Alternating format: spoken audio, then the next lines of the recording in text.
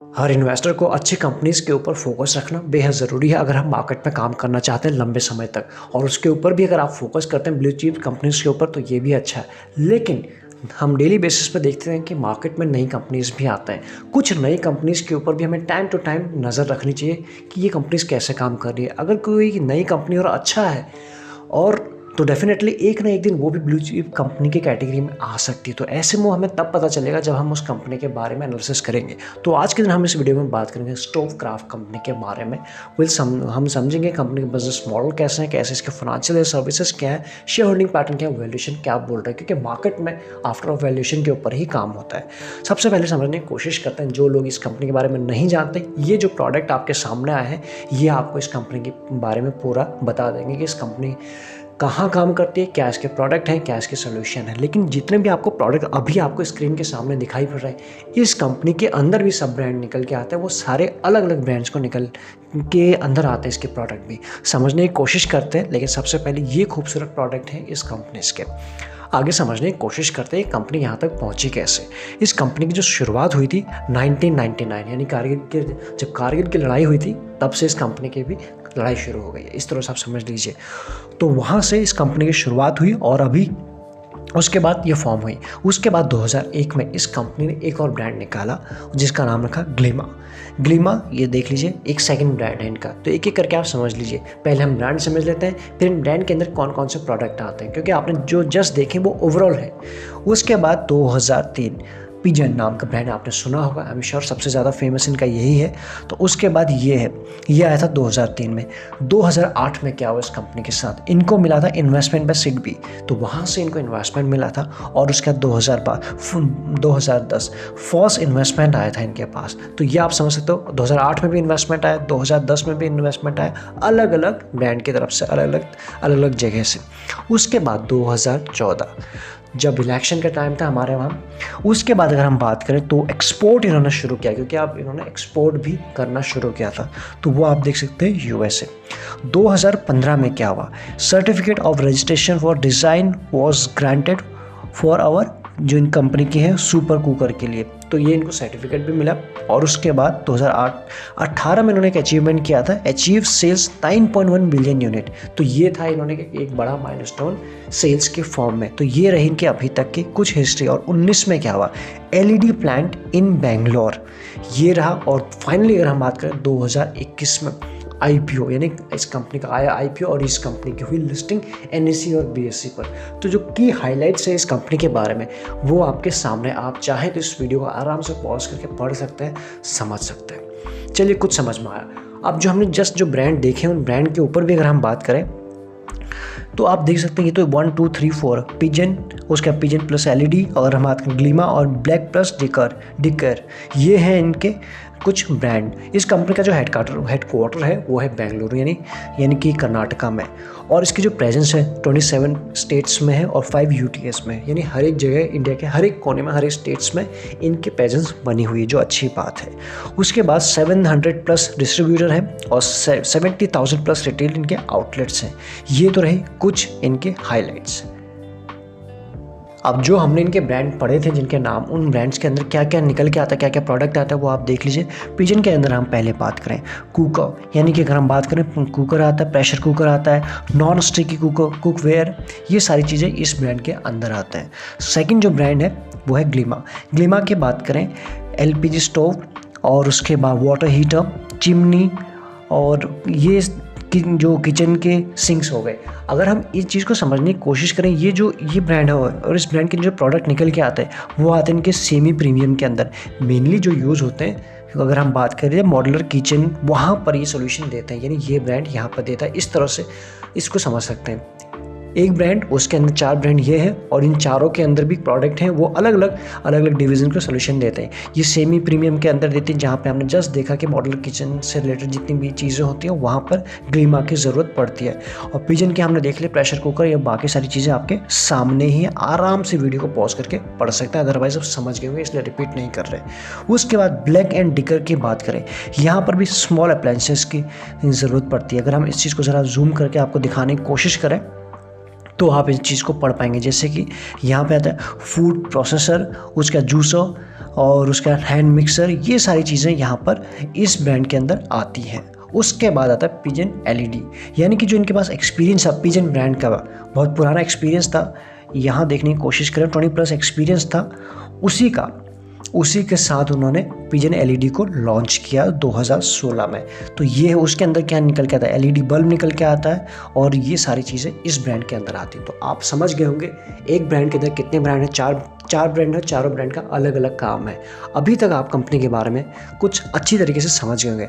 आगे अगर हम बात करते हैं इन कंपनीज़ के जो अभी के प्रोडक्ट हैं वो तो आपने देख ही लिए, सुपर कुकर की बात करें, सुपर, ये सारी चीज़ें आपने देख ली है। अब अगर हम बात करें अपकमिंग क्या क्या इनके लॉन्चेस है वो आपके सामने है। टर्बो चॉपर, ये कुछ इस तरह से दिखेगा आपको जब भी मार्केट में आएगा।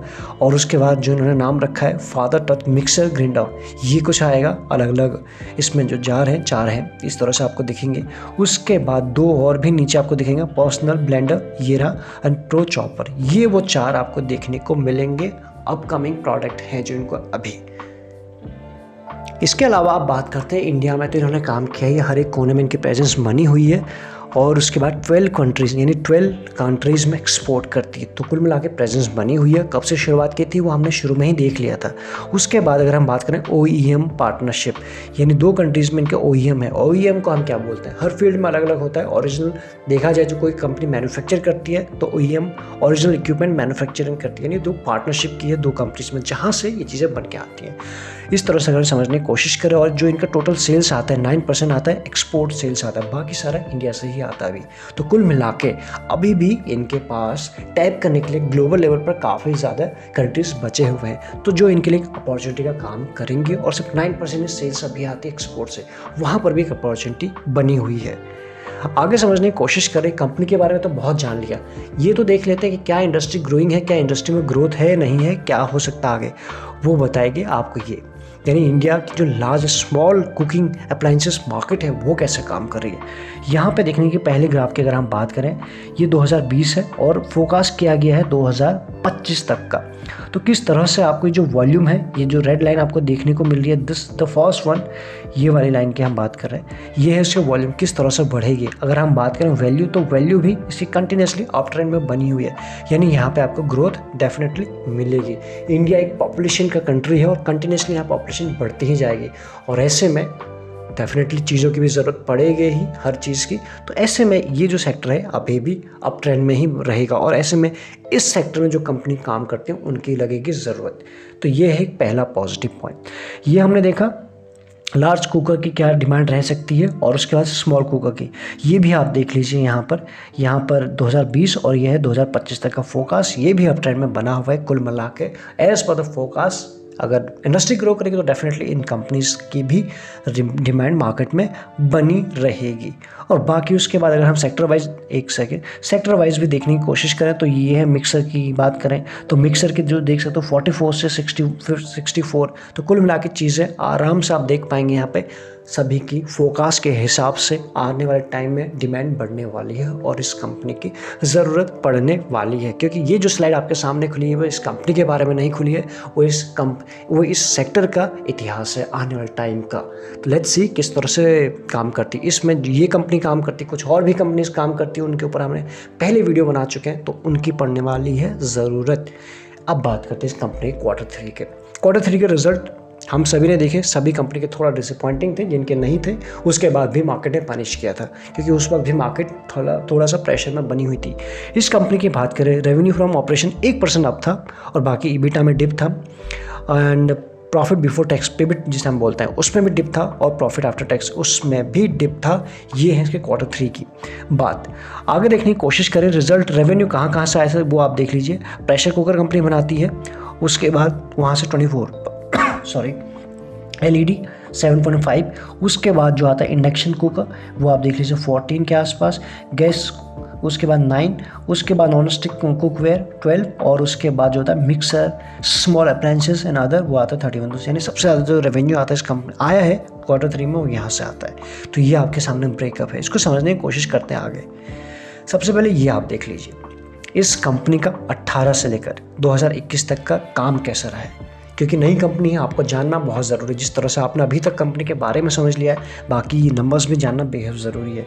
तो 18 से लेकर अभी तक इस कंपनी के जो रेवेन्यू है यहाँ, वो आपको बढ़ते हुए नज़र आएंगे, डिप नहीं आ रही है। 524 से लेकर 857 हो चुका है। तो क्या कहेंगे आप इसे? अच्छा ही कहेंगे, ये अच्छी बात है। ईबिटा की बात करें, ईबिटा भी आपको बिल्कुल शानदार वे में 10 से हो चुका 113, अच्छा तरीके से अप जाते हुए नजर आ रहा है। पैट की बात करें, प्रॉफिट आफ्टर टैक्स, जो माइनस में था 18 में, वो फिर पॉजिटिव आया, 3 आया और 81 आया। यानी किस तरह की जंप है पिछले नेक्स्ट लास्ट के 4 सालों में, आप इसे अच्छा कहना चाहिए या फिर अच्छा है मेरे हिसाब से। अब बात करते हैं मार्जिन का इशू जो बहुत रहता है। मार्जिन भी आपके सामने है, ग्रॉस प्रॉफिट मार्जिन की बात कर लेते हैं। नाम ही सब कुछ बता रहा है कि क्या है, तो वो आप देख लीजिए किस तरह से रहे। 18 से लेकर 21 तक किस तरह से इसके मार्जिन बढ़े हुए हैं। जो यहाँ डिप थे 34-35%, again this is very good.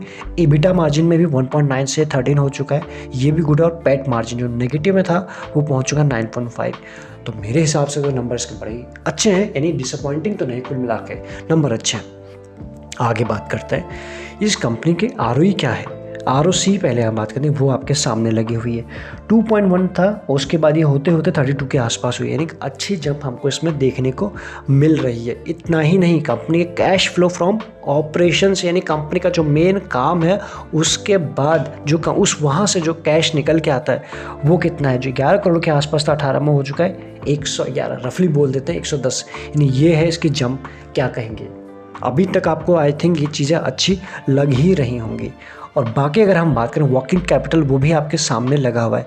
तो अभी तक तो इसके फंडामेंटल मजबूत नज़र आ रहे हैं। अब देखने की कोशिश करते हैं इसकी ग्रोथ कैसी रही है पिछले 5, 3, 1 सालों में परसेंटेज के फॉर्म में।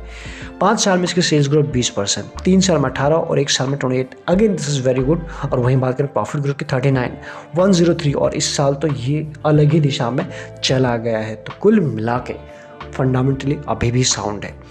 बात करते हैं ROE ROC, जो हमने वहाँ देखा था, जस्ट ROC देखा था 13, 22, 67 सुपर, 10, 16, 32 अगेन सुपर। तो ये है आपके सामने इस कंपनी का फंडामेंटल। इसीलिए हमने बात की थी कंपनी के जो मार्केट में बहुत सारे कंपनीज जो लिस्टेड हैं, ब्लू चिप के ऊपर फोकस करना बेहद ज़रूरी है, सबको करना चाहिए। लेकिन कोई नई कंपनी अगर आ रही है उसको भी चेक करना टाइम टू टाइम बहुत ज़रूरी है, क्या ये कंपनी कभी ब्लू चिप या फिर ब्लू चिप छोड़िए अच्छी कंपनी है या फिर नहीं। तो इसलिए ये कंपनी उस रडार में आ रही है। इसके बाद अगर देखने की कोशिश करें शेयर होल्डिंग पैटर्न 54, 54, 54, 54, तो कुल मिला के 4 क्वार्टर में पिछले प्रमोटर ने अपने 54 रखा है आफ्टर अपने स्टेक बेचने के बाद। यानी जब भी कोई कंपनी लिस्ट होती है तो प्रमोटर को उनको अपने स्टेक बेचना पड़ता है, उसके बाद ये बचा 54, तो अभी भी उनके पास स्ट्रॉन्ग बना हुआ है। बात करें FIs के बाद 8.22, 7, 9, 9.8, यानी कि FIs लोग पहले इसमें घुस चुके हैं, उन्हें पता है ये कंपनी डिमांड में रह सकती है या फिर इस कंपनी के फंडामेंटल साउंड है, बिजनेस ग्रोइंग है। DIs की बात करें 9.52, 9.22, 7, 7, तो उनकी भी होल्डिंग बनी हुई है। तो अगर हम देखे जाए 54, 9.8, 7.9, तो स्मार्ट मनी के पास अच्छी होल्डिंग है। उसके बाद पब्लिक के पास भी बनी हुई है 27, 29 के बीच में। ये तो है इसकी शेयरहोल्डिंग पैटर्न जो मजबूत है, वीकनेस कहीं भी नहीं है। और उसके बाद कोई भी प्लेज नहीं रखा है प्रमोटर ने अपनी होल्डिंग में से, यानी जितने उनके पास हैं सब, उनमें से कुछ भी प्लेज नहीं, ये हमारे लिए और अच्छी बात हो जाती है। इसके बाद करें कुछ म्यूचुअल फंड भी हैं, ज़्यादा अभी इन्वेस्ट नहीं किया, लेकिन मिरई एक अच्छा म्यूचुअल फंड है। कई सारे इनके फंड हैं मिरई के नाम से, तो उनमें से एक निकल के आता है Mirae asset great consumer fund direct growth, 1.67% की होल्डिंग है। और सेकंड जो फंड जिन्होंने इन्वेस्ट किया है Nippon India small cap fund direct growth, तो ये वो 2 फंड हैं एज ऑफ नाउ। आने वाले टाइम में देखते हैं किस तरह से FIs, DIs, म्यूचुअल फंड की होल्डिंग चेंज होती है, क्योंकि वो होते रहती है। जैसे हम और आप ट्रेडिंग करते हैं, वो भी कुछ ट्रेडिंग करते हैं, कुछ लॉन्ग समय के लिए भी रखते हैं। अभी तक आपको अगर वीडियो अच्छा लगता है तो अंत में एक बार लाइक करके, कमेंट करके, एटलीस्ट डिसलाइक करके, जो भी है अपना रिएक्शन हम तक पहुंचाइए, क्योंकि एक वीडियो बनाने में हमें ज़रा मेहनत ज़रूर लगती है, टीम को मेहनत लगती है। तो अगर आपका रिएक्शन मिलता है तो हमें अच्छा लगता है। बाकी सारे इंपॉर्टेंट लिंक्स जो है वो आपको डिस्क्रिप्शन में मिल जाएंगे। लगे यूजफुल तो आप ज्वाइन बटन भी कंसिडर कर सकते हैं। बात करते हैं इसके बाद वैल्यूएशन के ऊपर। आखिरी ट्रेडिंग डे जब हुआ था उस दिन 69% की डिलीवरी इसमें उठाई गई थी। तो ये है डिलीवरी जिसे आप अच्छा कहेंगे। इंडस्ट्री पे की बात करें 28 और ये चल रहा है आपको 32 के आसपास, ज़रा सा ऊपर है लेकिन बहुत महंगा नहीं मिल रहा है, उसी के आसपास है, इंडस्ट्री भाव के आसपास ही अभी मिल रहा है। और अभी मार्केट में हमें करेक्शन देखने को मिल रहा है, अच्छे क्वालिटी का हो, ब्लू चिप हो, बजाज फाइनेंस हो या जस्ट एग्जाम्पल या फिर कोई और रिलायंस क्यों ना हो या फिर HDFC बैंक, हर सेक्टर में आपको पिटाई देखने को मिले। हर कोई अपने टॉप से बहुत ज़्यादा डाउन है, तो ऐसे में ये भी डाउन है। तो इसलिए मौका हो सकता है अच्छे शेयर इस वक्त आपके रडार पे होने चाहिए और हम डेली बेसिस पे कवर कर रहे हैं अच्छे शेयर को आप सभी के सामने लाने की। इसके बाद EPS की बात करें, EPS भी अच्छा है और डिविडेंड यील्ड अभी इसकी 0 है। तो हमने कई सारी चीज़ें इसमें कवर की। एज पर आर अंडरस्टैंडिंग, आज पर नॉलेज, ये एक ऐसी कंपनी है अभी जिसको आप अच्छे कैटेगरी में रख सकते हैं, गुड क्वालिटी के स्टॉक्स में इसको रख सकते हैं, अपने वॉच लिस्ट पे लगा सकते हैं। बाकी तो रिसर्च आपकी ही होगी, आपका जो इन्वेस्टमेंट का तरीका है, ट्रेडिंग का तरीका है वो कुछ और हो सकता है। लेकिन हम यहाँ पे नंबर के बेसिस पे, कंपनी के बिजनेस मॉडल के बेसिस पे, कंपनी की अपॉर्चुनिटी के बेसिस पे आप सभी के सामने इसको लाने की कोशिश की है। बाकी आपको क्या लगता है आप हमें ज़रूर बताइएगा, कॉमेंट का इंतजार रहेगा। इस वीडियो में इतना ही, थैंक यू सो मच। बाकी सारी डिटेल्स के लिए डिस्क्रिप्शन में आपको लिंक्स मिल जाएगा। Thank you so much.